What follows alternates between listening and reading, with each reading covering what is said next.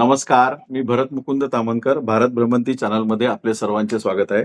आज आपल्याबरोबर उपस्थित आहेत श्री विनोद विनायक पाटील आणि सौ वृषाली विनोद पाटील पुण्यावरनं. त्यांनी नुकतीच नर्मदा परिक्रमा केली आहे पायी 3,500 किलोमीटरची पूर्ण आणि त्यांच्याशी आपण त्यांच्या परिक्रमेच्या अनुभवांविषयी आज त्यांच्याशी आपण गप्पा मारणार आहोत. तर विनोद दादा तुमचं भारत भ्रमंती चॅनलवर मी स्वागत करतो. तसंच विशालीताई तुमचं पण मी भारत भ्रमंती चॅनलवर स्वागत करतो. नर्मदे हर. तर वृषालीताईंना मी अशी विनंती करतो, की त्यांनी स्वतःची थोडक्यात ओळख करून द्यावी प्रेक्षकांना.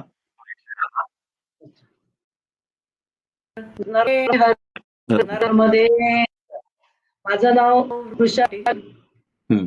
आणि माझं म्हणजे लग्नाच्या आधी माझं बुलढाणा हं. सगळं शाळा आणि कॉलेजचं पूर्ण शिक्षण झालं हं. आणि 1992 मध्ये लग्न करून मी पुण्यामध्ये आले. तेव्हापासून 33 वर्ष होतात पुण्यातच आहे ओके. हां. आणि हाऊस वाईफ. हं, हं, हं. नर्मदे हर, नर्मदे हर, नर्मदे हर. हं. मी विनोद विनायक पाटील. मी सिव्हिल इंजिनियर आहे हां. आणि पुणे महानगरपालिकेमध्ये 24 वर्ष सर्व्हिस करून व्हॉलंटरी रिटायरमेंट घेतली होती हां, हां. आणि त्याच्यानंतर रिटायर्ड झाल्यानंतर मी प्रायव्हेट कंपन्यांमध्ये वगैरे काम केले हं, हं. आणि त्याच्यानंतरच मग आता थोडासा जरा एक वेळ मिळाला हं, हं. तर म्हणून आम्ही हा परिक्रमेचा विचार केला. बरोबर. तर मी रिटायर्ड झालो डेप्युटी इंजिनियर म्हणून.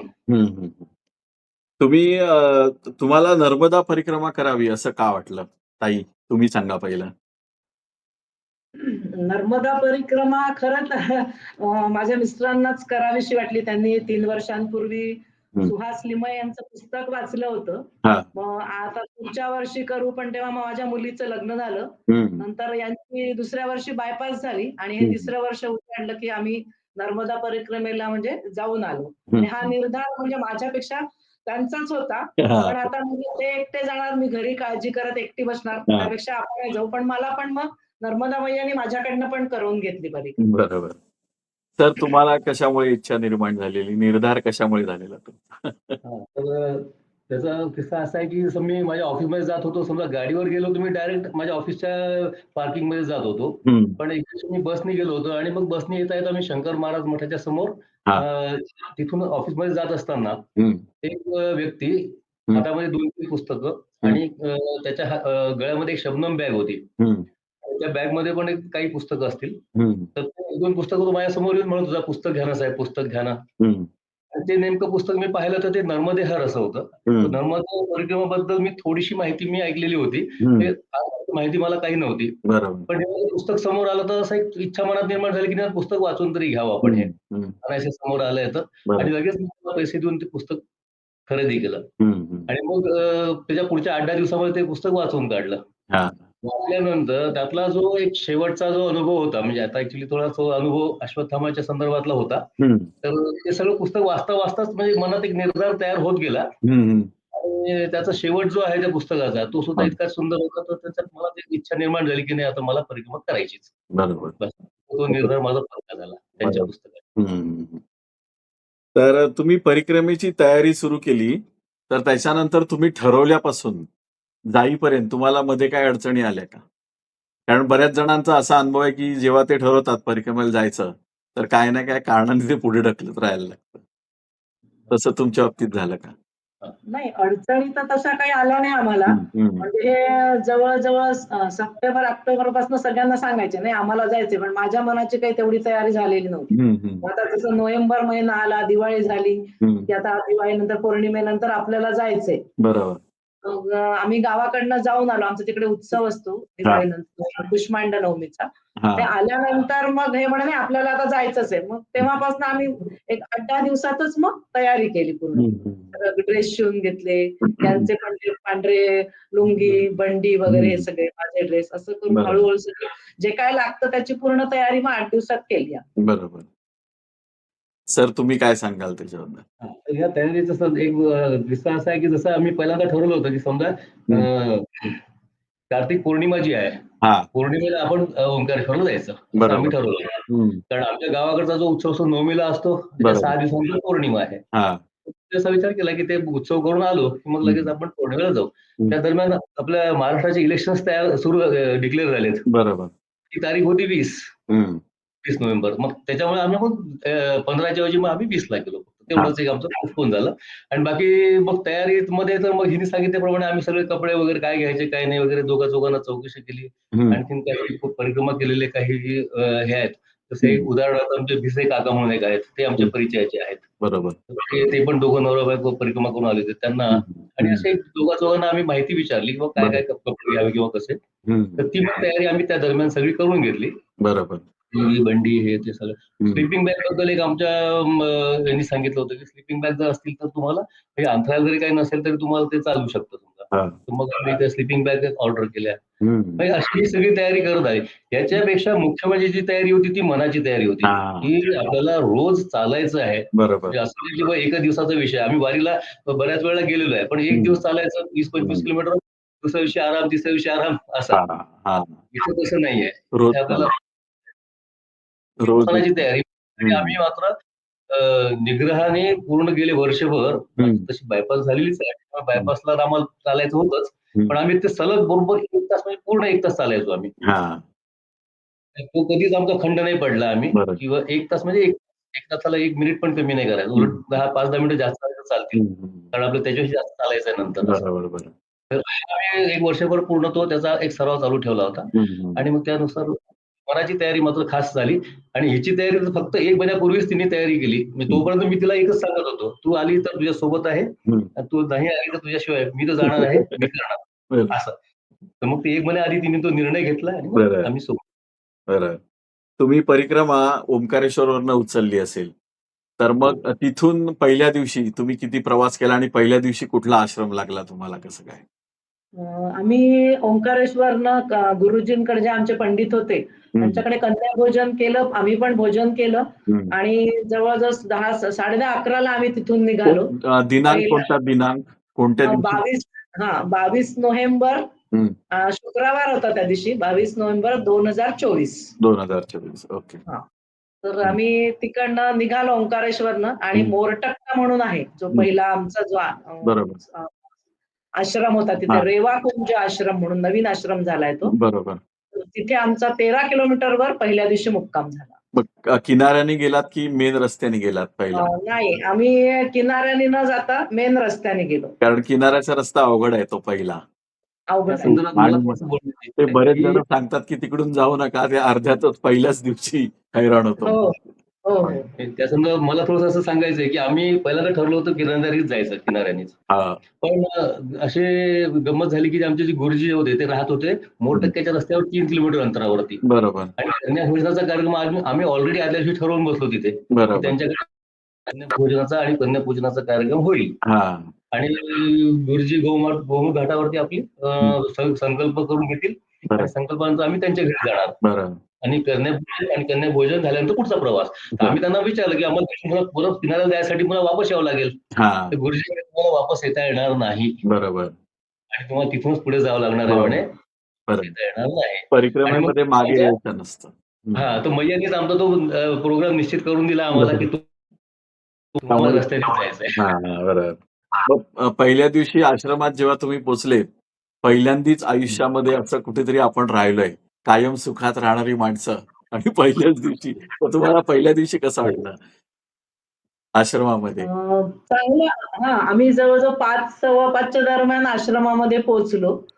पण आश्रम पण नवीनच होता तो. आणि जे आश्रमाचे महाराज होते ते राजेंद्र चव्हाणजी म्हणून, ते पण आम्हाला खूप छान वाटले. त्यांनी अगदी आम्हाला म्हणजे आवर्जून तुम्ही या आमच्या आश्रमात, आम्हाला बोलवून घेतलं त्यांनी.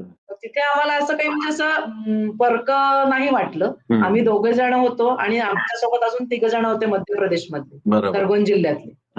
तर ते 3 आणि आम्ही असे 5च जण आम्ही गेल्या. आम्हाला गेल्या गेल्या चहा, एक मैया होती तिथे, तिने आमची चहाची व्यवस्था केली. आणि नंतर परत मग आम्ही आमची मैयाची आरती वगैरे पूजन करून संध्याकाळी त्यांनी आमची भोजनाची पण व्यवस्था खूप छान केली. बरोबर. असा पहिला दिवस म्हणजे चांगलाच होता आमच्यासाठी. झोप वगैरे व्यवस्थित लागली पहिल्या दिवशी? झोप वगैरे पण व्यवस्थित झाली आमची. तो आश्रम सुद्धा आहे ना, तो नवीनच होता. ऍक्च्युली वृंदावन आश्रम आम्ही तिकडे चाललो होतो. तर जाता जाता त्या लागल्यामुळे त्यांनी आम्हाला आवाज दिला की आओ आश्रमाला आलो. तर मग आम्ही तिथे जाऊ की न जाऊ पहिल्यांदा प्रश्न पडला, कारण आपला आश्रम तर अजून पुढे आहे बुवा, असं जिथे आपल्याला जायचं आहे. पण मग हा तर ते म्हणले नाही, आम्ही हा नवीन सुरू केला, त्यांनी आम्हाला सांगितलं. मग आम्ही तिथंच असं. पण तिथे एवढं घरसारखं वाटलं की त्या ठिकाणी म्हणजे रात्रीच्या वेळेस ही जरा थोडंसं कपडे आपण धुवून टाकू म्हणून विचार करत होते. ते मग पहिल्या दिवशी तुम्हाला तसा काही त्रास झाला नाही, एकदम व्यवस्थित तुमचा सगळा कार्यक्रम. मग दररोज तुमची परिक्रमेमध्ये दररोज दिनचर्या कशी असायची? म्हणजे किती वाजता उठायचे, नंतर उठल्यावर पहिलं काय, नंतर काय, त्याच्याबद्दल थोडी माहिती द्या. सकाळी सुरुवातीला आम्ही म्हणजे दुसऱ्या दिवशीपासून 4 वाजता वगैरे उठलो आम्ही. त्याच्यानंतर सगळे सकाळचे आपले विधी उरकून मग स्नान वगैरे करून नर्मदा मैयाची पूजा, आरती, अष्टक वगैरे सगळं म्हणून आमचं जे काय देवाचं असायचं थोडंफार ते म्हणून मग आम्ही 6:30-7च्या दरम्यान आम्ही बरोबर बाहेर पडलो, की सूर्योदय झाल्यानंतर. सूर्योदयानंतर बाहेर पडलं. सूर्योदयानंतर. आणि मैयामध्ये आंघोळ करायचात की तिकडे आश्रमात करायचात आंघोळ?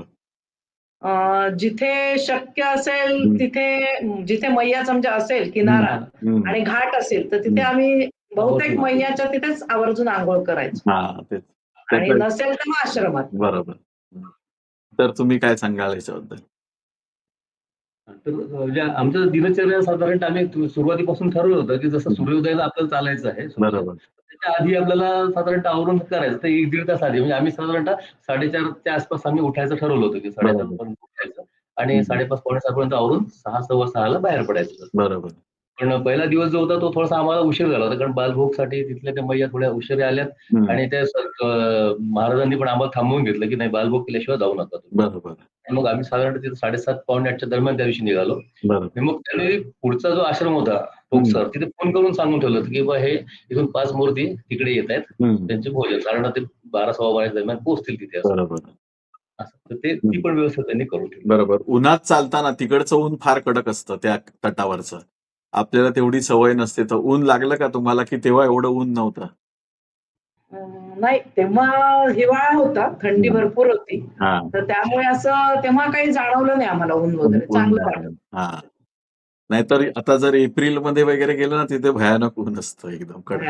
नाही, पण आता त्यावेळेस नव्हतं ऊन आम्हाला. बरोबर. दररोज परिक्रमेमध्ये तुम्ही जेव्हा चालत होतात 30 ते 35 म्हणजे सुरुवातीला 20-25 किलोमीटर समजा चालला असेल दिवसाला, तर चालताना तुम्हाला काही अडचणी आल्या का? म्हणजे पायाला फोड येते, पायाला सूज येतात, कोणाचे पाय जाम दुखतात, कोणाचा पाय मुरगळतो, असं काही तुमच्या बाबतीत झालं का, की सगळं व्यवस्थित झालं? नाही, सुरुवातीला आम्ही जे 20-25 किलोमीटर चालायचं तर थोडं जाणवलं की पाय दुखतायत आपले, कारण एवढी सवय नव्हती ना चालायची. बरोबर. आणि सुरुवातीला थोडंसं पायाला फोड आले. माझ्या तर आले पण कमी आलेत. यांच्या जरा जास्त आलेत फोड. आणि मग दुखायचे. मग असं वाटायचं आता एक 15-20 मिनिटं झाले की आपण थांबावं आता. थांबायचो आम्ही मग सुरुवातीला. पण नंतर मग हळू-हळू सवय झाली. आश्रमात पोहोचलं की संध्याकाळी मग तेल लावायचं पायांना. बरोबर. आणि असं वाटायचं की आता इतके पाय दुखतायत, दुसऱ्या दिवशी आपण चालू शकू की नाही. पण सकाळी आराम झाल्यावर आणि सगळेजण म्हणायचे की मैया आपल्या हात फिरवून जाते सगळ्यांच्या शरीरावरनं. दुसऱ्या दिवशी मग चालायला आम्ही एकदम छान ताजेतवाने व्हायचो. बरोबर. रात्री झोप झाल्यावर. आम्ही जेव्हा सुरुवात केली चालायला, तर आमच्यासोबत एक एमपीचे जोडी होती. तर एमपीचे खरगोन जिल्ह्यात. तर ते आम्हाला नेहमी सांगायचे सुरुवातीच्या जेव्हा आम्ही सोबत आलो, योगाने आम्ही सोबत आलो आणि ते आम्हाला सांगायचे की पहिले 15 दिन मैया बहुत परीक्षा लेती है. उसमें पैरों को छाले आना, पैर दुखना, चलना अभी बनेगा कि नहीं बनेगा ऐसा लगना, तो ये सब बातें होने वाली है. लेकिन उसमें अगर आप पास हो जाओगे तो आगे निकल जाओगे, अगर नहीं पास हो जाओगे तो पीछे रह जाओगे. ते असं नेहमी म्हणायचे आणि खरं त्या दरम्यान मला खूप फोड आले आणि फोड आल्यानंतर असं वाटायचं की खरंच आपल्याकडून आता ही एवढी मोठी परिक्रमा होईल का आणि कसं आपण चालू शकू, आपलं थांबावं लागेल का कुठे, का कुठं गाडी करावं लागेल, म्हणजे असं मनात वाटायचं कधी कधी. पण एक मैयावरती विश्वास ठेवून मैया आहे आपल्यासोबत, बस आपण तिच्यासोबत राहायचं, बस या दिशेने आम्ही चालत राहिलो. बरोबर. तर तुम्हाला परिक्रमेमध्ये तिकडच्या लोकांचे काय अनुभव आले, त्याच्याबद्दल काय सांगाल? आम्हाला म्हणजे तसं सुरुवातीपासून अनुभव चांगले आले तिकडच्या लोकांचे, कारण सेवाभावी वृत्ती खूप आहे तिकडे. ते सकाळी आम्ही निघालो की आश्रमातनं चहा घेतल्याशिवाय निघत नव्हतो. काही ठिकाणी नाश्ता पण असायचा, म्हणजे बालभोग म्हणतात तिकडे. आणि पुन्हा रस्त्याने आम्ही म्हणजे निघालो परिक्रमेला की ठिकठिकाणी आम्हाला चलो चाय पिणे को आओ, बालभोग ले लो. असं सेवाभावी वृत्ती खूप आहे. म्हणजे असा त्रास काही नाही झाला त्या लोकांपासून. बरोबर. बोलणं पण त्यांचं खूप अगदी गोड. कोणाचं मन दुखावलं नाही गेलं पाहिजे. खूप सेवाभाव आहे. त्या सेवाभावाचं एक उदाहरण म्हणून सांगायची इच्छा आहे मला, की दुसऱ्या दिवशी आम्ही जेव्हा टोकसरहून पुढे गेलो, टोकसरला भोजन झालं आमचं दुपारी महाराजांनी सांगितल्याप्रमाणे, आणि नंतर आम्ही संध्याकाळच्या वेळेला काकरिया नावाचं गाव होतं, तिथल्या आश्रमात जाणार होतो. बरोबर. काकरियाच्या एक 2 किलोमीटर अलीकडे, 1.5 किलोमीटर अलीकडे एक गंगेश्वर धर्मशाळा म्हणून फणगाव या गावी एक आश्रम आहे. तिथं आश्रम आहे तिथे, पण ऍक्च्युली त्याचा छोटासा बोर्ड होता. तिथं सेवा दिली जाते हे आपल्या सगळ्यांना माहिती असते, पण तिथं तो आतमध्ये बाजूला असल्यामुळे एवढी व्यवस्थित सुविधा नसल्यामुळे कदाचित लोक जात नसतील तिथे जास्त. तर त्यावेळेस आम्हाला ते 2 मैया तिथे आम्हाला 100 मीटर अंतरावरती रस्त्यापासून त्या बोलवत होत्या, खुणावत होत्या की तुम्ही या इकडे आसन लावायला किंवा असं या इकडे. तर बऱ्याच वेळा कसं होतं, चहासाठी लोक बोलवतात आपल्याला म्हणून आपण तिथं जायचं आणि चहा घेऊन पुन्हा वापस यायचं. तर विचार काय करणार, आपण 100 मीटर आतमध्ये जायचं पुन्हा वापस यायचं, तर त्यापेक्षा आपण नको जायला असं. पण आमच्यासोबत एक शिवकुमार होते, ते काय म्हणले, नाही मैया बुला रही तो उसका अनादर तो नहीं करना चाहिए, हम जाके आएंगे बोले, एक आधा घंटा जाएगा बोले अपना. असं म्हणून आम्ही गेलो आतमध्ये. तर त्यावेळेस त्या मैयाने आम्हाला आसन लावायला सांगितलं. 5 वाजलेले होते संध्याकाळचे. तर तो आसन लगालो. तर आता म्हटलं आम्ही आता आसन नाही लावणार, आम्ही पुढे जाणार आहे म्हटलं. तर त्या म्हटल्या, अरे आज तो बोले हमारे नसीब में खाना ही नहीं था, कोई परगमावासी हमारे इधर आया नहीं, करके हमारा आज खाना ही हुआ नहीं, हमने खाना बनाया ही नाही. तर ते ऐकून आम्हाला इतकं वाईट वाटलं की लगेच आम्ही तयारी केली, चला म्हटलं आसन इथंच लावायचं आपण आणि इथंच थांबायचं. आणि त्या नंतर आप रुक गए, अभी हमारे नसीब में आज खाना है. हे त्यांचे भाव त्यांचे बघा, म्हणजे की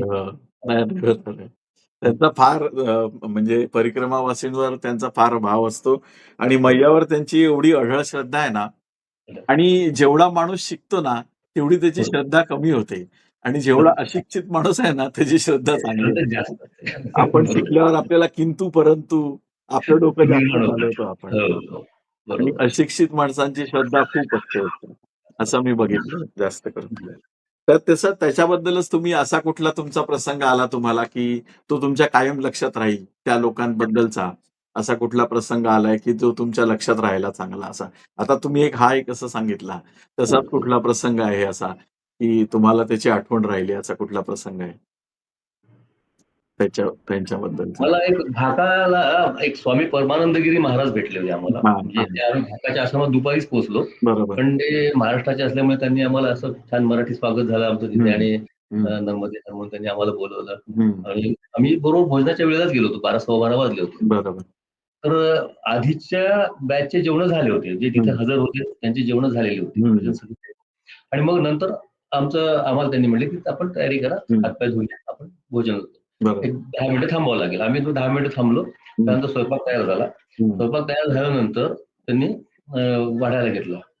वाढायला घेतल्यावरती त्यांचा टिफिन आलेला असतो तिथे, तो त्यांनी टिफिन उघडला. म्हणजे आम्हाला ते लक्षात आलं नाही खरं हे पहिल्यांदा. त्यांनी टिफिन उघडला, त्या टिफिन मधलं आम्हाला पहिल्यांदा वाढलं, आणि नंतर मग ते त्यांनी जे बनवलं होतं ते वाढलं. तर सगळं झाल्यानंतर मग आम्ही जेवता जेवता असा विषय निघाला. तर मग आमचं जेवण जस्ट होत आलं, त्याच्यानंतर त्यांनी त्यांचं ते टिफिन घेतलं आणि मग ते जेवायला लागले. सब परगमावासी का खाना हो गया, अभी हम खाना खाएंगे. म्हणजे किंवा सगळ्यांनी आता जेवण केलं, आता त्यांचा तर टिफिन वेगळा होता, पण तो त्यातल्या त्यांनी आम्हाला वाढून दिला. आणि मग म्हटलं आता मी जेवण करतो, जे काही शिल्लक राहिलं त्याच्यामध्ये. हे भाव त्या लोकांचे आहेत की हे असे परमनंट आपल्या लक्षात राहू शकतात की कसे महाराज भेटतात, कधी आपले लोक भेटतात. आणि आश्रमात म्हणजे प्रत्येक ठिकाणीच परिक्रमावासियांचं जेवण झाल्याशिवाय ते भोजन करत नव्हते. तसाच बाबतीत एक दुसरा प्रसंग असा की चंदन घाटला आपल्या महाराष्ट्रातलेच काही व्यक्ती तिथं सेवा देतात. 10-10चा जीव येतो आणि तिथं चंदन घाटला सेवा देतात. तर त्यातल्या एका ठिकाणी आम्ही त्यांना सांगितलं की आमचा एक मित्र तो थोडा मागून येतोय, कारण तो मंडला मार्गे आलेला आहे. तर तो साधारणतः 3 वाजेपर्यंत पोहोचेल. आमचं जेवण 1:30-1:45 झालं होतं. 1:30ला आमचं जेवण झालेलं होतं, आणि तो साधारण 3 वाजेपर्यंत पोहोचेल. तर त्यांनी अशी तयारी दाखवली की आम्ही 3 वाजेपर्यंत थांबतो. ते आल्यानंतर मग त्यांना वाढून देऊन मग आम्ही जेवू. मग आम्ही त्यांना विनंती केली, म्हटलं अहो त्यांचं म्हणजे 3 वाजतील का 3:30 वाजतील सांगता येत नाही म्हटलं. एखादा वेळेस थकला माणूस थोडा थांबून जाईल, बसून जाईल 15-20 मिनिटं कुठे वेळ होईल. तुम्ही जेवण करून घ्या. ते आल्यानंतर फक्त करा द्या. फक्त इन्फॉर्मेशन मी तुम्हाला सांगितलं म्हटलं. पण ते थांबण्याची तयारी दाखवली त्यांनी. म्हणजे हे सुद्धा भाव त्या लोकांचे असतात की नाही, पहिलं तर ते जेवतील आणि मग आम्ही जेवू. बरोबर. ते आता एक सायकलवाल्यांची मुलाखत घेतली ना सांगलीवाल्यांची, त्यांचा अनुभव बघा कसा आहे.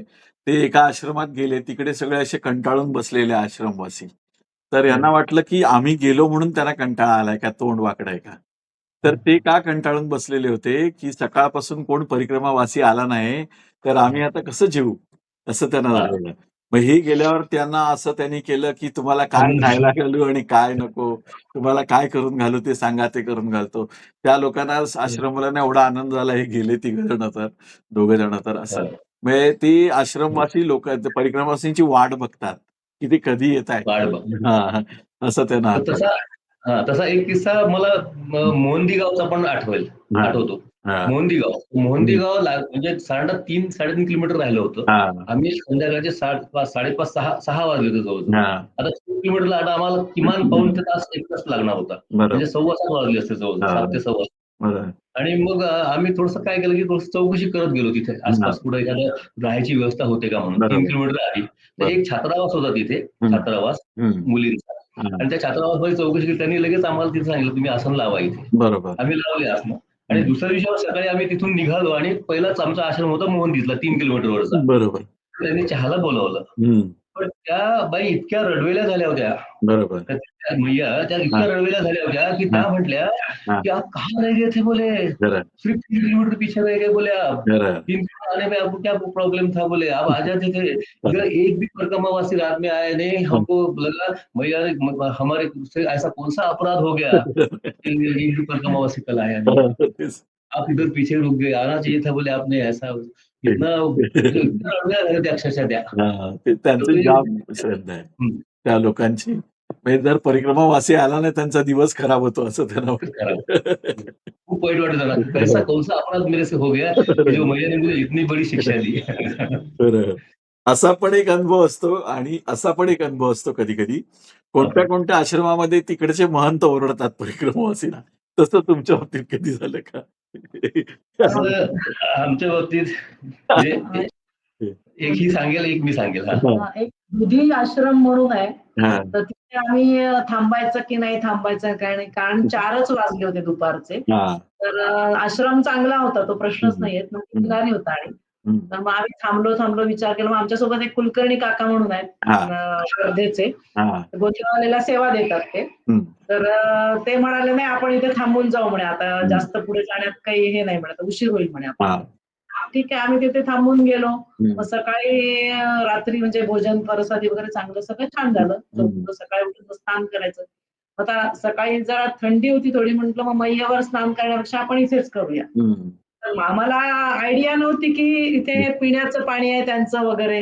आता बरेच जण तिथे नळाच्या ठिकाणी सकाळी बाथरूम काही नसायचं बऱ्याच ठिकाणी तिथे अंघोळ करून घ्यायची. आम्ही तिथे अंघोळ केली, यांनी पण केली, मी पण केली, ब्रश केला. मग ते महाराज आले ना उठून सकाळी ते ओरडले आम्हाला म्हणे हे पिण्याचं पाणी आहे तुम्ही झुटा किया वगैरे असं ओरडले. एवढं वाईट वाटलं आम्ही सॉरी पण म्हटलो त्यांना. पण ते म्हणे आता झाल्यावर कसली सॉरी. मग ते निघून गेले थोडे चिडले होते ते. अनुभव आला तिथे आम्हाला पहिल्यांदा कोणी ओरडतंय. थोडक्यात म्हणजे आम्ही केलेली त्या चुकीची सुद्धा कबुली पण आहे किंवा आम्हाला त्यांनी माफ करावं. कारण आम्हाला माहित नव्हतं. माहित असतं कारण आपण जाणीवपूर्वक परिस्थिती चूक नाही आपण तर हा एक दुसरा एक किस्सा असा होता की आम्ही एका ठिकाणी एका आश्रमामध्ये भगवद्गीतेचा पाठ केला. बावरी म्हणून गाव होतं तिथे भगवद्गीतेचा पाठ केला. त्या पाठ करताना पाठ झाला माझा. पाठ झाल्यानंतर संध्याकाळचे आमचे भोजन वगैरे झाले आणि आम्ही आसनं लावलेली होती सगळी तिथे झोपायला लागलो. त्या ठिकाणी 7 दिवस आधी भागवत कथा झालेल्या होत्या म्हणजे त्या दिवशी शेवट होता. आम्ही त्या दिवशी तिथे होतो ना एकादशीच्या दिवशी दुपारी 2:30 वाजता ते भागवताची समाप्ती झाली होती. बरोबर. आणि संध्याकाळी झाल्यानंतर ते टेंटवाले सामान त्यांचे घेऊन जायला आले होते. तर ते सामान घेऊन जायला आले आणि त्यावेळेस ज्या गाद्या टाकलेल्या होत्या सगळ्या परिक्रमावासियांनी बरोबर त्या महाराजांनी त्या उचलायला लावल्या, अक्षरशः हाताला धरून लाथ मारून असं उठो उठा, ते गद्दा निकाल लो, वो दे दो उनको. आमच्या 3 गाद्या होत्या, आम्ही 3 जण होतो त्या ठिकाणी, त्या 3 गाद्या होत्या तिथं. ते म्हटले नाही हे टेंट का है बोले, इधर रहने दो, असं म्हटलं ते. पण ते पुन्हा नंतर ते महाराज आले, नाही नाही ते सब निकालना है बोले, सब निकाल दो. अक्षरशः म्हणजे सगळ्यांनी आसनं लावली, काही तर झोपले होते ते झोपेतून उठून त्यांनी गाद्या काढून परत आपली दुसरी स्वतःची आसनं लावली आणि मग ते. हा एक प्रसंग आम्हाला थोडासा असं की त्या महाराजांनी निदान प्रेमाने सांगू शकले असते, बरोबर, की वापस करणं आहे, कृपया निकाल दो, बस इतकंही म्हणू शकले असते ते. पण त्यांनी अक्षरशः मारून हे असं करून थोडंसं एक वेगळे स्वभाव करून बरोबर त्यांनी ते. तसा बऱ्याच जणांना अनुभव आहे की काही आश्रमात अतिशय प्रेमाने स्वागत होतं आणि काही ठिकाणी उगाचच पण ते महंत रागवतात असं म्हणत कधी कधी. आणखीन एक किस्सा याच्यातला बात मी सांगू शकेल की म्हणजे ओढवा म्हणून एक आश्रम होता, गिरणारी आश्रम. तिथे सुद्धा असा थोडासा वाईट अनुभव आला आम्हाला की तिथे गेलो तर थंडीचे खूप दिवस होते, सुरुवातच होती ना, म्हणजे डिसेंबर स्टार्ट होती त्यावेळेस. तिथे आम्ही गेलो होतो तर ते महाराजांनी आधीच सांगितलं की इथं खाना बनाने वाला तो कोणी नाही. अन्नक्षेत्र पाहून आम्ही तिथे गेलो होतो ऍक्च्युली.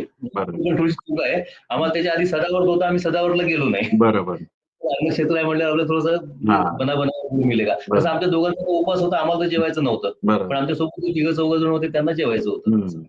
तर मग आम्ही तिथे गेलो.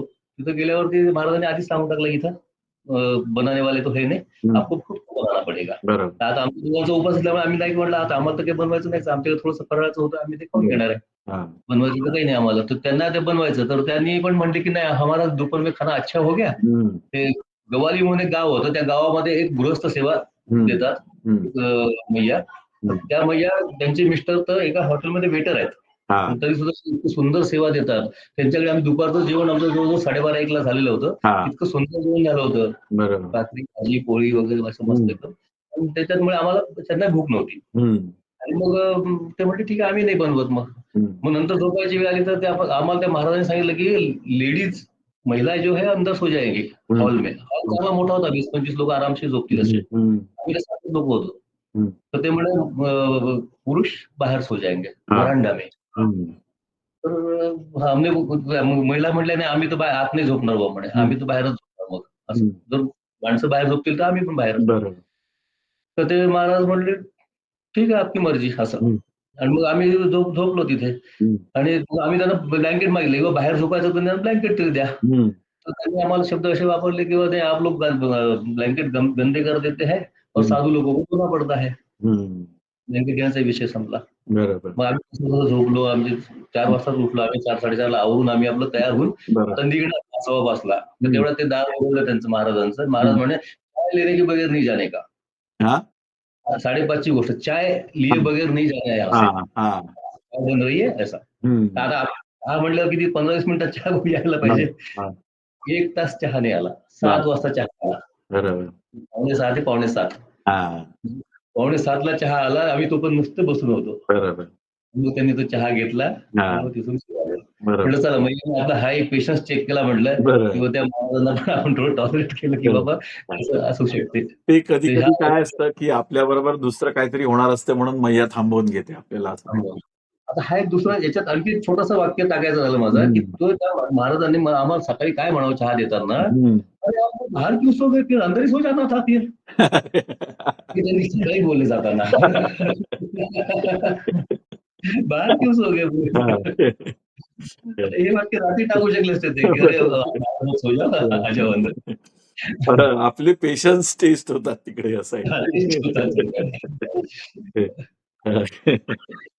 तर परिक्रमेमध्ये तुम्हाला कोण साधू संत कोणाचं दर्शन झालं का? म्हणजे सियाराम बाबांची भेट झाली का? सियाराम बाबा त्या देहात होते तुम्ही गेलात तेव्हा? हो. सियाराम बाबांच्या तिथे पोचायला त्या दिवशी आम्हाला जवळजवळ 5:30 पावणे 6 झाले संध्याकाळचे. पण गेल्यानंतर मग आम्ही आमचे रोजची जी मैयेची आरती पूजा करून सगळं फ्रेश होऊन पहिले सियाराम बाबांचं दर्शन घेतलं रात्री. तर त्यांनी आम्हाला बसवलं तिथे त्या लोकांनी. तर त्यांच्याकडून आम्हाला प्रसाद म्हणजे तुपाचा डबा, अगरबत्ती, माचीस, साखर, असं फुलवाती असं सगळा प्रसाद दिला आम्हाला. आणि आम्ही गेलो तेव्हा ते बिना चष्म्याचे रामायण वाचत होते. तर आमचं दर्शन खूप छान झालं त्यांचं. रात्री पण झालं आणि सकाळी पण झालं. दुसऱ्या दिवशी पण आम्ही सकाळी स्नान वगैरे करून सगळं केलं. आणि त्या दिवशी ते जो आम्ही तिथून निघालो होतो ना, आधीचा जो आश्रम होता तिथून निघालो आणि आम्हाला तडक याला जायचं होतं श्रीरामबाबाच्या आश्रममध्ये.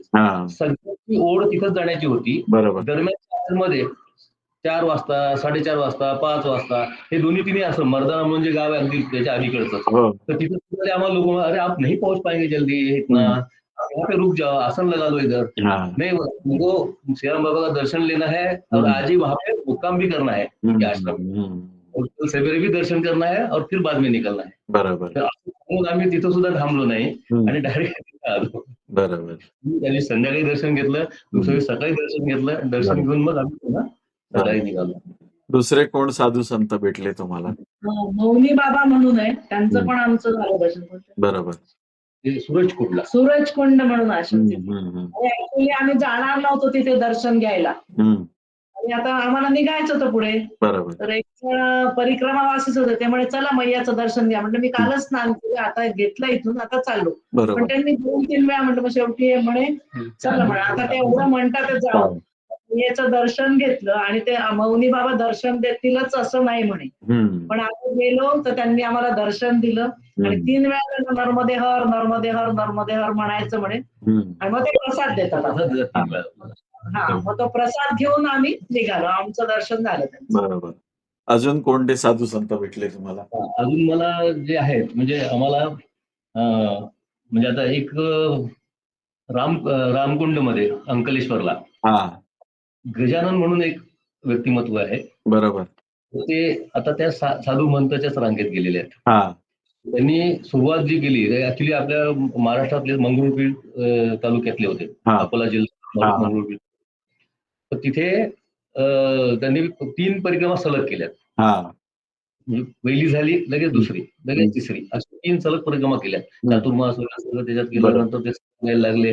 त्याच्या आधी त्यांनी 10 वर्ष गजानन महाराज संस्थान शेगावमध्ये पण सेवा दिली. तर ते त्यांची आमची गाठ पडली रामकुंडला आणि त्याच्यानंतर काही दिवसानंतर हे कुंभमेळ्याचं स्नान आलं. त्यांच्याशी आमच्या गप्पा झाल्या, सगळं झालं मस्त एकदम. आम्ही आता आम्हाला पण माहित नव्हतं ते आता काही संत महात्मे आहेत वगैरे असं, कारण आम्ही आपल्या साधे व्यक्तिमत्व म्हणून आम्ही आपल्या शेगावचे, आपल्या मंगरुळपीरचे आपल्या म्हणून गप्पा मारल्या. त्यानंतर जेव्हा कुंभाचं स्नान झाल्यानंतर एकदा असंच मी त्यांना फोन केला होता. कुंभामध्ये काही गडबड झाली ना मध्ये, स्टॅम्पिड वगैरे झालं होतं. मी त्यांना म्हटलं तिकडे स्टॅम्पिड झाल्याचं ऐकलं मी असं.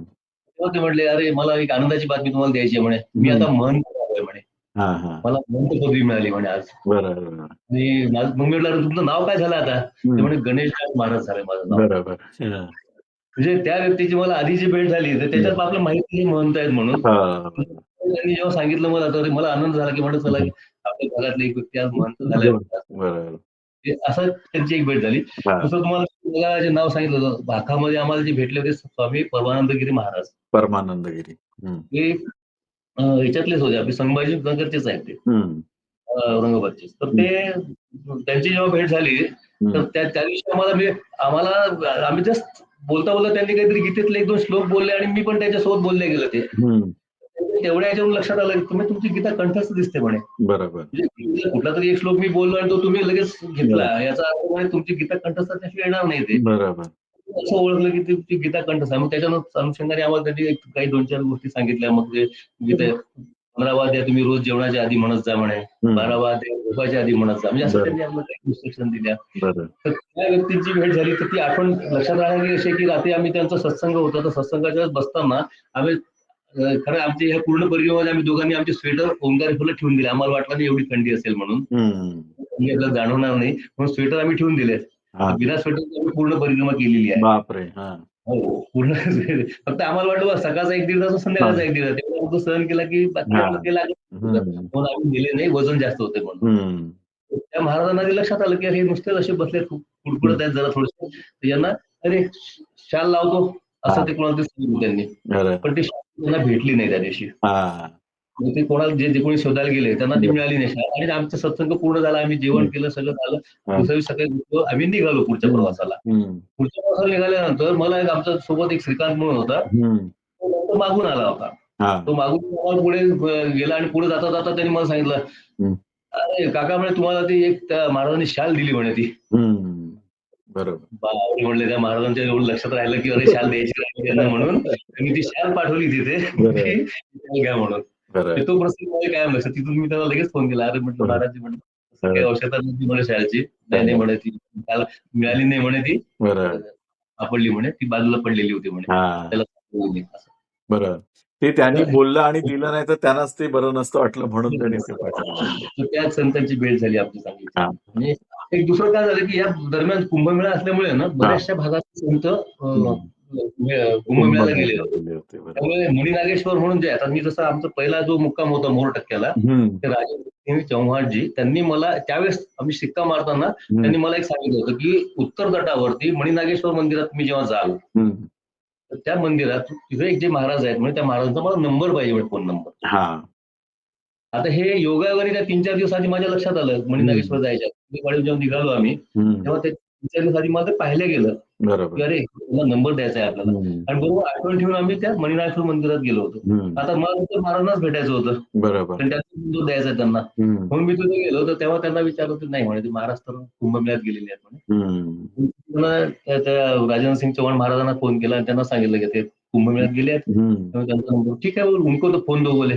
मग त्या माणसाने दिला नंबर, तर तेव्हा त्यांनी मग त्यांना नंबर दिला त्या असं. तर म्हणजे हा एक प्रसंग की कसं त्यावेळेस बरेचसे महाराज तिकडे गेले होते. बरोबर, बाहेर गेले. नंतर परिक्रमा करताना तुम्ही बरोबर पैसे ठेवले होते का, आणि ठेवले होते तर ते तुम्हाला वापरावे लागले का कधी? आम्ही म्हणजे असं सुट्टे पैसे वगैरे ठेवले होते सुरुवातीला, कारण काही कुमारिका रस्त्याने की आम्ही देत होतो. आणि म्हणजे असं तसं फारसे पैसे लागतच नव्हते, कारण सगळीकडे तिकडे बालभोग म्हणजे चहा वगैरे सगळं मिळायचं. पण असू औषधं पाणी वगैरे आम्ही सगळं इकडनं नेलं होतं, त्याला पण काही पैसे नव्हते. पण आम्ही ठेवलं होतं सोबत की काही अडीअडचण आली तर एटीएम सगळंच होतं, पण फारसा असा वापर झाला नाही सुरुवातीला. आणि अगदी उपवासाचं सुद्धा मिळायचं आम्हाला, सोमवार असायचा, चतुर्थी, एकादशी वगैरे सगळं असायचं. पण नाही जर कुठे मिळालं तर थोडंफार आम्ही ठेवायचो. तर आता तेच होतं, कारण मैयावर भरोसा ठेवून जे काय देईल ते खरं खाय, पण औषध गोळ्या असल्यामुळे आम्ही थोडंफार ठेवायचं. बरोबर. बिना पैशाचं पण माणूस करू शकतो. बरोबर. बरोबर. सुरुवातीला आपण जातो, संकल्प सोडतो, तर त्यावेळेस थोडीशी लक्ष किंवा अधिमध्ये कुठेतरी समजा आपल्याला असं वाटलं एखाद्या किंवा एखाद्या आश्रमाला काही थोडंसं द्यावं किंवा काय होतं, खूप गरीब परिस्थितीत लोक सहभाग येतात आपल्याला. तर त्यावेळेस आपल्याला समजा असं वाटलं तर त्यासाठी आपल्याला थोडे आवश्यक आहेत. बाकी नाही तर त्याचा पैसा लागतच नाही. तुम्हाला आपले रिलेटिव्ह आहेत आमचे, ते मला भेटले एका आश्रमामध्ये, तेव्हा त्यांना मी मोबाईल त्यांना नंबर मागितला. तर ते म्हणाले मोबाईलचा नंबर घेऊन काही उपयोग नाही म्हणे, मी काहीच आणलं नाही म्हणे, मोबाईल नाही, एटीएम नाही, हे नाही, ते नाही, ते नाही, मी एक रुपया आणला नाही म्हणे सोबत. आणि आहे असं आलेलं आहे म्हणे, रास्ता काढा, मला कुठली पैशाची आवश्यकता पडत नाही. म्हणजे हा एक अनुभव आहे की गरज नसते पाहिजे. फक्त कसं असतं, उदयनाचार्यजी त्यांच्या ह्याच्यात म्हणतात की तुम्ही जर पैसे सोबत ठेवले तर तुमचा मैयावर विश्वास थोडासा कुठतरी डळमळीत आहे. नाही तर तुम्ही मैयाला विश्वास ठेवा आणि चला. तर तुम्हाला असा कधी अनुभव आला की आता आपल्याला वाटलं की हे खावं आणि मग ते पुढच्या आश्रमात मिळालंय, असा कधी अनुभव आला किंवा हे प्यावं किंवा एखादा उसाचा रस प्यायचा आहे आणि लगेच न मागता आपल्याला मिळालाय, असा कुठला अनुभव आलाय कसा? झालंय ना. त्याचा काय? आता शेवटीचीच गोष्ट की यांना म्हटलं हो आता ऊन खूप तापतंय, आता चहा तर नको म्हटलं, मला चहाने त्रास होतो, उसाचा रस मिळाला तर बरा होईल. एक त्या दिवसभरात आम्हाला 5 वेळा उसाचा रस आणि एक प्रसंग असा होता की हिने एक बिस्किटचा पुडा काढला होता. आम्ही प्रवासात चालत होतो, आता तिला म्हणले मला भूक लागली, म्हणजे चालता 1-2 बिस्किट खाते म्हणे. बिस्किटचा पुडा काढला, तो होता क्रॅक जॅकचा. तर तो नमकीन असल्यामुळे मला काही तेवढं नमकीन आवडत नाही, म्हणलं मला गोड बिस्किट आवडतं. मी सहज म्हटलं तेव्हा मला पार्ले असेल म्हटलं माझ्या याच्यात. मी बॅग पाहिलं, तिला पार्ले काही सापडला नाही. सोडून ते विषय म्हटला, मग बंद केलं बॅग आणि निघालो पुढे. लिटरली 3-4 मिनिटांमध्ये 5 मिनिटांमध्ये एक समोर रॉंग साईडने येणारी कार दिसली, बिस्किटचे पुढे वाटत होता आणि ते पार्लेजी अशा प्रसंगी छोटे छोटे येतात खरं आपल्याला तिथं. तिला म्हटलं बघ म्हणलं म्हणजे मैयाला लगेच काळजी लागली म्हणलं तिने लगेच पाठवून दिली आपल्याला पारली पाहिजे ना पारली खाऊन घेऊ. एक आमचा मित्र होता तो मला म्हटला की ये पूरे परिक्रमा में आपको एक बार तो कम से कम मालपुआ खिलाएगी मैया. आणि मग ते आम्ही मला वाटतं हिरापूरच्या तिथे आम्ही एक आश्रम होता त्या आश्रमात तिथं मोठा काहीतरी कार्यक्रम झाला होता म्हणजे रामकथा काहीतरी असा मोठा कार्यक्रम होता तो. त्या कार्यक्रमात तो तिथं त्या जेवले होते ना त्यात 5-5, 6-6 प्रकारची मिठाई होती त्यात मालपुआ होता. तेव्हा त्या मित्राला फोन करून सांगितलं मी अरे आज मालपुआ मिळाला म्हटलं मला. बरोबर. परिक्रमा पूर्ण करताना पूर्ण परिक्रमेत तुम्हाला कधी असा प्रसंग आला की तुम्हाला असं भीती वाटली की आता उशीर झाला आश्रमात पोहोचतोय का किंवा एखादी अडचण आली ज्याच्यामध्ये तुम्हाला असं घाबरल्यासारखं झालं किंवा तुम्हाला धास्ती वाटली असा कुठला प्रसंग आला तुमचा कधी पोचायला उशीर झाला किंवा काही म्हणजे शेवटीच एक जागरी म्हणून गाव होतं तिथे पोचायचं होतं आम्हाला आणि थोडंसं जरा संध्याकाळ व्हायला आली होती 7:30 वाजून गेले होते आणि आमच्यासोबत एक शूरपाणी मधला मुलगा होता गगन म्हणून त्याचा आश्रम आहे तिथे. त्याला म्हटलं अरे अजून आपल्याला किती वेळ पोचायला तू पुढे पुढे होता आम्ही त्याच्या मागे होतो. तो म्हणे काय नाही आताची आता जवळच आलाय जवळच अंधार पडत. मी यांना म्हणायची चला लवकर कारण जंगली म्हणजे प्राणी वगैरे येतील काय सांगता येत नाही. तो तर पुढे चाललाय म्हटलं तो तरुण होता मुलगा. म्हणे काय घाबरू नको म्हणे सगळं व्यवस्थित होईल एवढी वाटली भीती मला फक्त. पण नंतर मी 7:15 दरम्यान मग त्या जागरी गावामध्ये पोहोचलो आम्ही. सडकेने चालत होतो सडकेने चालता मध्येच अचानक एका गावातून आम्ही त्या जंगलात आलो. शेवटचे 1.5-2 किलोमीटर अंतर ते पूर्ण जंगलात नव्हतं त्या गावात येईपर्यंत. त्यावेळेस थोडं अंधार जास्त पडायला सुरुवात होत होती कारण आम्ही थोडस त्या दिवशी जास्त अंतर चाललो होतो त्यामुळे आम्हाला पोचायला थोडासा अंतर तर पडणार होता पण त्यात तो अंधार जंगलात लागायला लागला तेव्हा गेला थोडीशी भीती वाटायला लागली. बरोबर. पण ते वेळ पोहोचत होता. बरोबर. तुम्हाला असं कधी वाटलं परिक्रमेत की मी कशाला आलो इकडे असं बऱ्याच लोकांना होतं कधी कधी एखादा प्रसंग असा येतो की असं वाटतं अरे कशाला आलो यार मी चांगला जीव सुखाचा दुखात टाकायला असं वाटतं. मोर टक्क्याला जातानाच एवढं ओझ खांद्यावर घालू आणि त्याच्यानंतर आपण चालतोय आणि चालता चालता आता 12 किलोमीटर जायचं 13 किलोमीटर जायचं मग त्या 1-1 किलोमीटर आम्ही थांबायला लागलो होतो. 1 किलोमीटर असं वाटतं थकलो आपण त्याला थोडस कट्टा दिसतो का मग बसूया थोडा वेळ असं कारण पहिला दिवसाचा तो पहिला प्रवास आम्हाला असा जाणवला की अरे खरं आपण आलो ते काही चूक तर नाही गेली ना काही 1000 किलोमीटर चालायचं आहे आपण आणि आता तिथे 12 किलोमीटर 12 किलोमीटर आहे आपण त्या दिवशी मात्र थोडंसं जाणवत होतं असं की म्हणजे आपण आलो ते काही चुकलं का किंवा काही निर्णय बरोबर नाही घेतला का आपण असं सांगतो. त्या दिवशी आम्ही जेव्हा त्या मोरटक्क्याच्या आश्रमात पोहोचलो तिथलं जे अवभगत बघितलं त्यांनी ते आम्हाला सेवा दिली अक्षरशः त्या व्यक्तीचे असे त्या महाराजांचे हात असे थरथर कापत होते लिहिताना वगैरे त्याही याच्यात परिस्थितीत ते आपल्याला सेवा देतात इथे एवढं हे एक वेगळं वाटलं आम्हाला. बरोबर. आणि मग त्याच्यातून आम्हाला अशी प्रेरणा मिळाली नाही आपल्याला तर करायचीच आहे म्हणतात. बघा आपण पूर्वतयारी म्हटलं की नाही तर पूर्वतयारीचा एक हिस्सा म्हणून आम्ही हे 2 प्रकार झाले आमच्या जून मधली आमची वारीची आम्ही सातारा ते जेजुरी आम्ही जाऊन आलो होतो 17-18 आणि ही उत्तर वाहिनी जी आहे ती मागच्या मार्च एप्रिलमध्ये आम्ही ती केली होती तर त्यावेळेला आम्हाला थोडासा कॉन्फिडन्स आला की नाही 22 किलोमीटर आरामात चालून घेतो आपण. बरोबर असं. तर प्रवासात तुम्हाला कधी असा अनुभव आला की तुम्हाला वाटलं की ज्यांनी तुम्हाला आता मार्गदर्शन केलंय तो माणूस होता किंवा काय देवाचा अवतार देवाचा अंश प्रत्येक माणसात देव आहेच पण म्हणजे जास्त कमी जास्त प्रमाणात आपल्याला जाणवतं तसा कुठला अनुभव तुम्हाला आला का की एखादा माणूस हा देवासारखा भेटलाय असं कधी झालं का?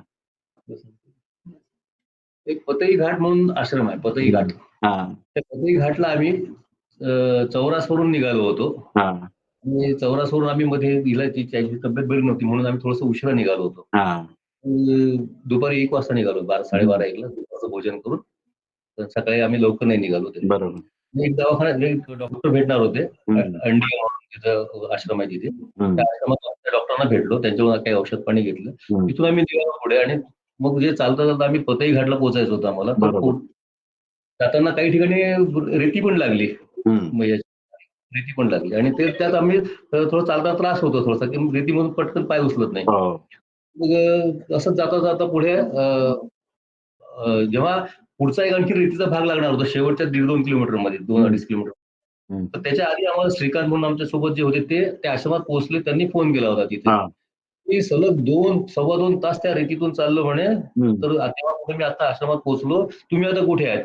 तुम्हाला ती रेती लागली आहे का रेतीचा भाग? तर म्हटलं आता अजून अर्धा किलोमीटर पुढे आहे म्हटलं तो आम्हाला. तर तो म्हटला, अरे मग तो लागला तर तिथून पुढे तुम्हाला 2-2.5 तास लागणार आहेत म्हणे आश्रमात यायला. म्हणजे बरोबर आम्हाला 8च वाजले असते पोहोचायला. बरोबर. त्यावेळेस मी लगेच फोन करून त्या गगन म्हणून आमच्या सोबत जो होता मुलगा त्याला फोन करून "अरे तू थोडा पुढे आहेस तर पुढे एक काम कर कुठेतरी शेतामध्ये कोणी व्यक्ती भेटतो का बघ म्हटलं की जेणेकरून आपल्याला त्या रेतीच्या अलीकडे कुठला एखादा रस्ता आहे का गावातून जायला हा. कारण रेती आपल्याला आणखी अर्धा तास जास्त लागेल कदाचित बरोबर. हा. की तो काही जवळचा रस्ता आहे का तर लिटरली तुम्हाला सांगतो तिकडनं आम्हाला फक्त 1.5-2 किलोमीटरचाच रस्ता होता आणि इकडे 2-2.5 किलोमीटर होता रेतीतून त्या एका मैयेने तिथून आम्हाला सांगितलं की अरे नीचे से मत जाओ इधर से ऊपर से जाओ और ऊपर से आप पहुंच जाओगे बोले आश्रम में और फतेह घाट का आश्रम यहाँ से 2 किलोमीटर है बोले बरोबर. तर त्या मैयेने आम्हाला ते जे सांगितलं आणि तिथून आम्ही वर आलो नाही तर अदरवाईज त्या दिवशी आम्हाला रात्री 8च वाजले असते त्या आश्रमात पोहोचायला बरोबर. तिथे आम्ही 6:30-7:45 पोहोचून गेलो बरोबर. म्हणजे 2 तास आमचे तिथे वाचले आणि त्या मैयाचं किंवा असंच वाटलं की चला ही मैया आपल्याला कुठल्या तरी स्वरूपात मैया म्हणजे आपल्याला नर्मदा मैयाने दर्शन देऊन बाबा ही आली दाखवला हिने हा असा. असा दुसरा कुठला अनुभव आहे त्यातलाच असं कधी झालं की रस्ता दाखवला ऐन वेळेला रस्ता कधी बऱ्याच वेळा तिकडे कसं होतं बऱ्याच लोकांना रस्ता चुकतात आणि मग दाखवायला कोणतरी भेटतो माणूस अजिबात आजूबाजूला नसतो आणि अचानक येऊन कोणतरी रस्ता दाखवतो असा कधी प्रसंग आला तुमच्यात की तुमच्याबरोबर कायम कोण ना कोण होतं असं होतं नाही असं काय झालं की हा म्हणजे असा प्रसंग आमच्या बाबतीत म्हणजे तो आमच्या सोबत जो व्यक्ती होता त्यांनीच मला अशा एका ठिकाणी म्हणजे तो रस्ता चुकला समोर स्वतः आणि तो पुढे जाऊन रस्ता चुकला त्याला लक्षात आलं त्याने लगेच मागे फोन केला तर आम्ही नेमकं त्याच रस्त्यावर तिकडे वळणार तेवढे त्याचा फोन आम्हाला आला तुम्ही इकडे येऊ नका तसा सरळ जा म्हणजे हायवेने माझा रस्ता चुकला म्हणजे मी आता मागे येतोय आणि मी त्या रस्त्याने मला उलट ठेरा पडला म्हणे आता तर असं एक 2 ते 3 वेळा झाला आम्हाला त्या बाबतीत की नेमकं आपण तिथून त्या रस्त्यावर चुकीच्या रस्त्यावर जाणार त्यांनी आम्हाला फोन करून सांगावं की नाही हा रस्ता तसं काही आम्हाला मैयानेच त्याला आमच्यासाठी पाठवलंय परिक्रमेत. तुम्हाला असं कधी तुमच्याबरोबर श्वान वगैरे चालले का श्वान परिक्रम हो दुधी आश्रमचं नाव सांगितलं बघा तर तिथून त्या पुढे आम्हाला जवळजवळ 20-25 किलोमीटर ते श्वान आमच्या सोबत चाललं 50 किलोमीटर पर्यंत ते 3 दिवस आमच्या सोबत होता आम्ही जिथे थांबू तिथे ते थांबायचं आम्ही त्या शिवालय घाटला रात्री झोपलो तर असं वाटलं मग सगळे हे कुत्र कशाला आपल्या सोबत येते म्हणून पण सकाळी आम्ही सगळे बॅगा बिगा आवरून बाहेर आणून ठेवले की लगेच ते कुत्र आमच्या सोबत असतो आलं आणि जो कोणी आमच्यातलं पहिले निघेल त्याच्या सोबत तो पुढे निघेल आणि जिथं कुठे आम्ही थांबत होतो समजा आम्ही सगळे थांबत समजा विश्राम करायचा म्हणून ते कुत्र सुद्धा असं छान बसायचं आणि मस्त विश्राम करायचं ते आणि आम्ही आपल्या बॅगा उचलायला उठलो 3 दिवस कुठं सोबत होता आमच्या तिसऱ्या दिवशी कसं ते कुठं मिस झालं कळलं नाही आम्हाला ते पण 3 दिवस 50 किलोमीटर होता जवळ 50 बरोबर नाही ते असं बऱ्याच लोकांचा अनुभव आहे की ते 2-2, 3-3 दिवस चालतात आणि मग त्यांची हद्द संपली का तिकडून ते परत रिटर्न जातात तर ते असा एक श्वानाचा अनुभव याच्यात आला की भीमलेश्वरला एक श्वान असंच कुठल्या ग्रुप सोबत आलेलं होतं आणि ते जेव्हा आमची बोट सुटली तर आमची 9 वाजता आम्ही तिथं बोटीत बसलो आणि 11-11:15 सुटल्यानंतर जी अशी चालत गेले तर मध्ये 1-2 ठिकाणी खाडी पण आली त्या खाडीतून पोहत ते पुढे आलं कुत्र करत जवळजवळ 1 किलोमीटर 1.5 किलोमीटर पर्यंत ते कुत्र त्या बोटीच्या सोबत चालत होतं नंतर ते कुठं थांबलं कसं मागे गेलं काय काही कळलं नाही पण ते इतक्या वेळेपर्यंत येत होतं सगळ्यांच्या नजरा तिथे होत्या त्या इतका पळतो म्हणून तुम्हाला असं कधी रस्ता चुकल्यावर श्वानांनी दाखवलाय का रस्ता किंवा असं बऱ्याच लोकांना होतं गाय त्या रस्त्यावर जाते आपण चुकतो रस्ता आणि गाय त्या रस्त्यावर जाते मग तो रस्ता बरोबर असतो किंवा श्वान जे होतं ना आमच्या सोबत आलेलं ते आम्हाला पुढे चालायचं तिकडे असं झालं की म्हणजे आम्हाला एक गोलवाट दिसते इकडे डावीकडे जातो ना पण ते कुत्र इकडे गेलं ना आपण इकडे जाऊ आता कंटिन्यू चाललंय बुवा तसं तो फॉलो करतो कोणाला तरी रस्ता दाखवतात ते बऱ्याच तुम्हाला आश्रमातली व्यवस्था कशी वाटली? म्हणजे बऱ्याचशा आश्रमात व्यवस्था कशी वाटली तिथली आश्रमातली?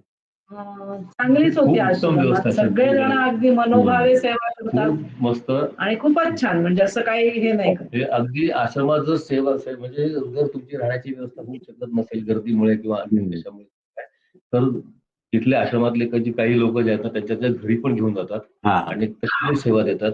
इतकी सुंदर सेवा करतात सगळेजण. म्हणजे अगदी अफलातून वेगळंच ते जग आहे खरं म्हणजे. बरोबर.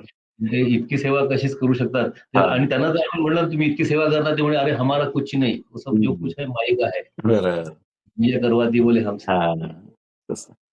इतका त्यांचा आदरभाव पण असतो. सगळीकडे छान व्यवस्था असते. आणि सकाळी आवर्जून ते गरम पाणी म्हणून विचारतात आपल्याला की मग गरम पाणी लावायसाठी ते मोटर लावतात. मग त्या पाण्यात आंघोळ करा म्हणजे ते गरम लागेल. गरम करून कोंबट लागतं ते. हो, ऊब लागतं. ऊब लागते ते. परिक्रमा करताना कधी अर्धवट थांबवावी असं कधी क्षण आले का तुमचं पूर्ण परिक्रमेत? तुम्हाला असं वाटलं का आता सोडून दे बस झालं काही? असं कधी झालं तुम्हाला? नाही, मला तर असं कधी वाटलं नाही. तुम्हाला कधी वाटलं?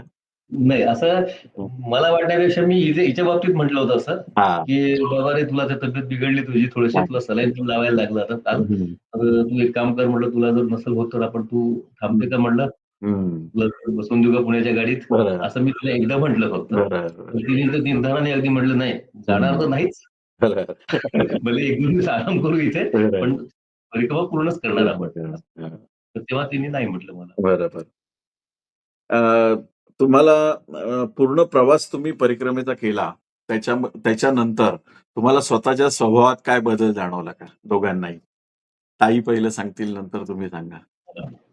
परिक्रमा पूर्ण केल्यानंतर म्हणजे असं जाणवलं की नाही बा खरंच आपल्याला आणि स्वतःला असं खूप आपल्या गरजा कमीत कमी आहेत. आपल्याला काही लागत नाही आणि त्या लोकांची सेवाभावी वृत्ती पाहून असं वाटतं आपणही कोणाची तरी सेवा करायला हवी. नुसतं आपण सगळ्यांची सेवा घेतोय. कुठल्या तरी आश्रमात जाऊन आम्ही विचारलं पण असं 3-4 ठिकाणी आम्ही येऊ शकतो का बुवा सेवा द्यायला? तर हो म्हणाले आम्हाला सगळं. आमच्यासोबत जो गगन आहे तो म्हणे माझ्या आश्रमात या म्हणे तुम्ही 1 महिना सेवा करा म्हणे. सगळं होईल.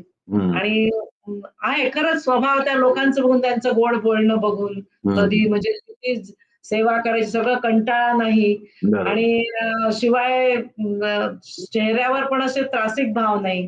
अगदी मला ते पाहून आपल्याला असं वाटतं नाही आपणही तसं केलं पाहिजे. बरोबर. स्वभावात बदल केला पाहिजे.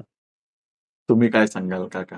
स्वभावात आपण तसंच म्हणतो ना की एखादी गोष्ट जी होणारी असते समजा ती आहे तशी होत राहते. मग आपण त्याच्यात जास्त काळजी न करता बाबा आहे तशी ती होऊ द्यायची. कारण बऱ्याच वेळा आपण पॅनिक होतो पण आहे तशीच होत राहणार आहे ती. पॅनिक न होता म्हणजे हे थोडंसं असं की आता जास्त असं हे न काय करायचं की बाबा म्हणजे मनासारखी गोष्ट होत नाही बाबा पण ती तशी होणार होती म्हणून तशीच झालेली आहे एवढा विचार करायचा बस.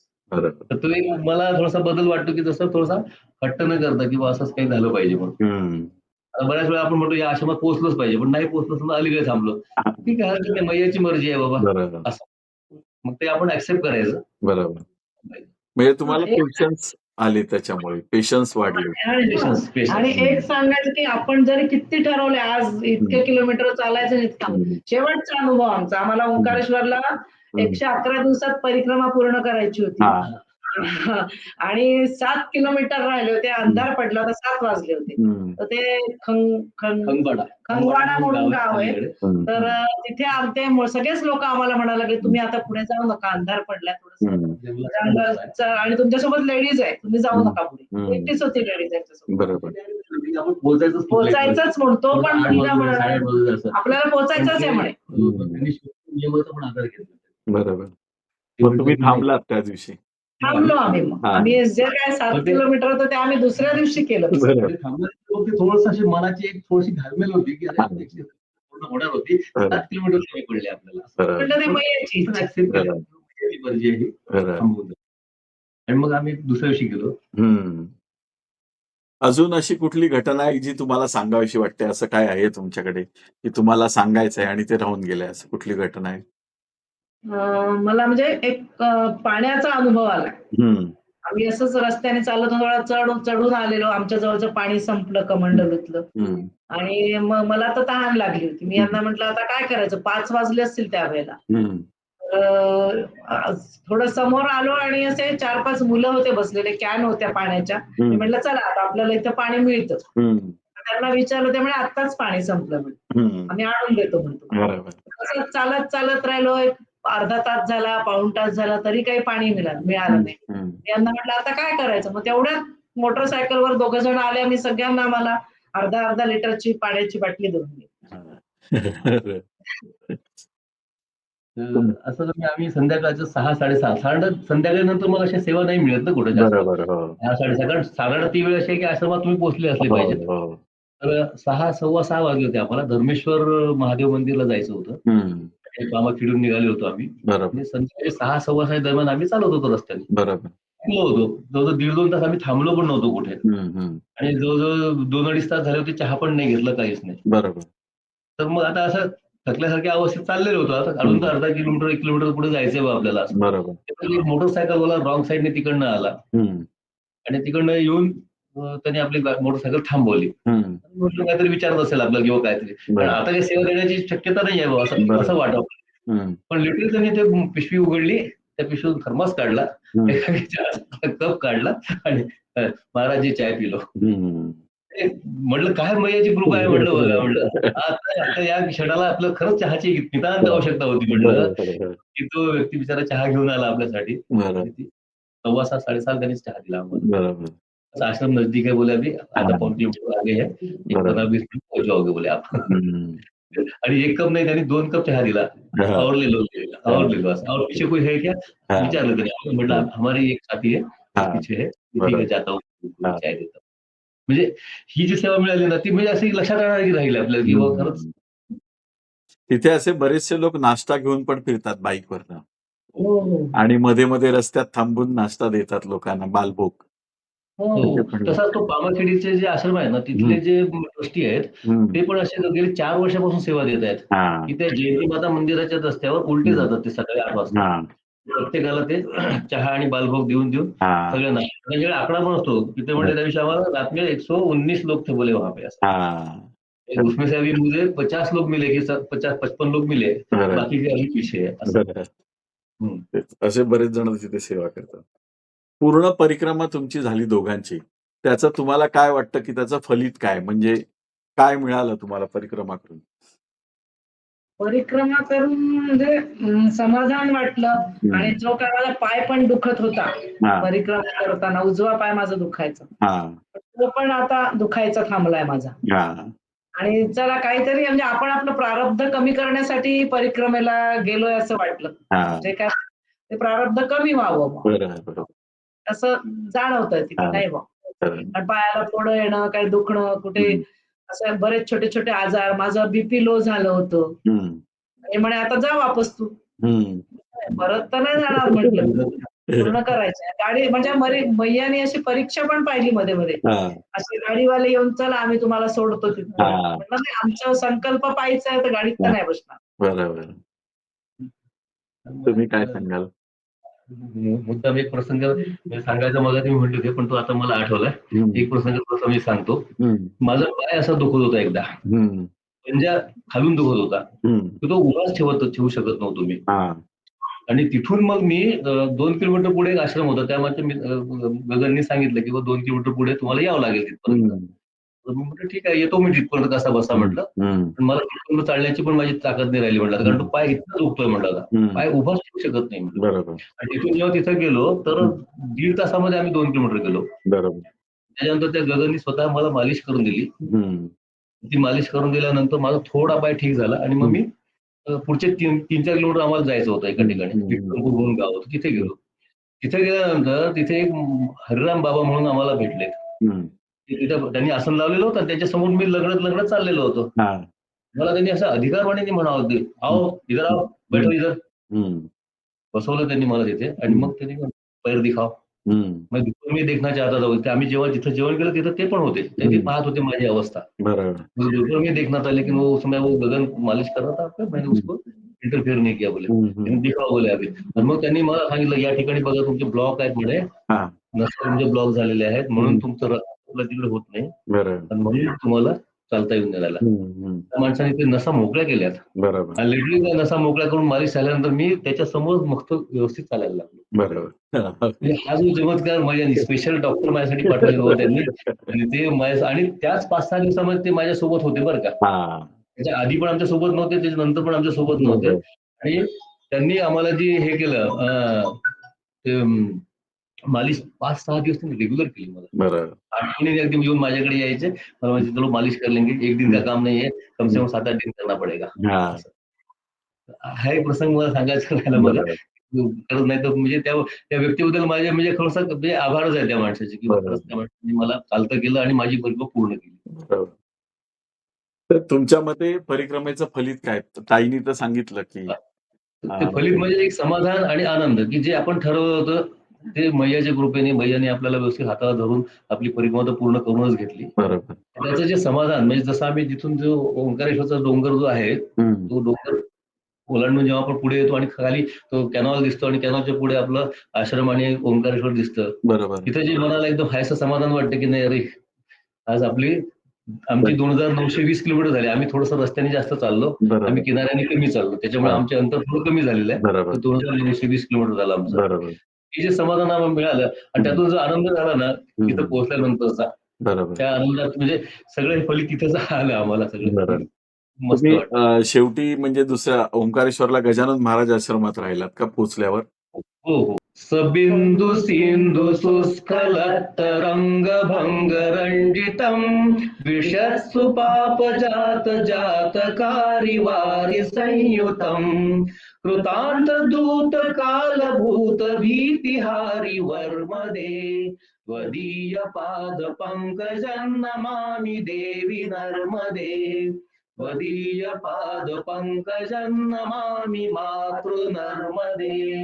नर्मदे नर्मदे हर नर्मदे. तर याच नोटवर आपण आपली आजची मुलाखत संपवूया. तुम्ही माझ्या चॅनलला वेळात वेळ काढून मुलाखत दिली, तुमचे अनुभव शेअर केले त्याबद्दल मी मनापासून तुमचा आभारी आहे.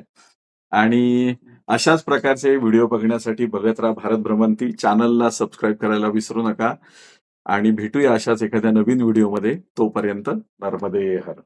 नर्मदे हर, नर्मदे हर, नर्मदे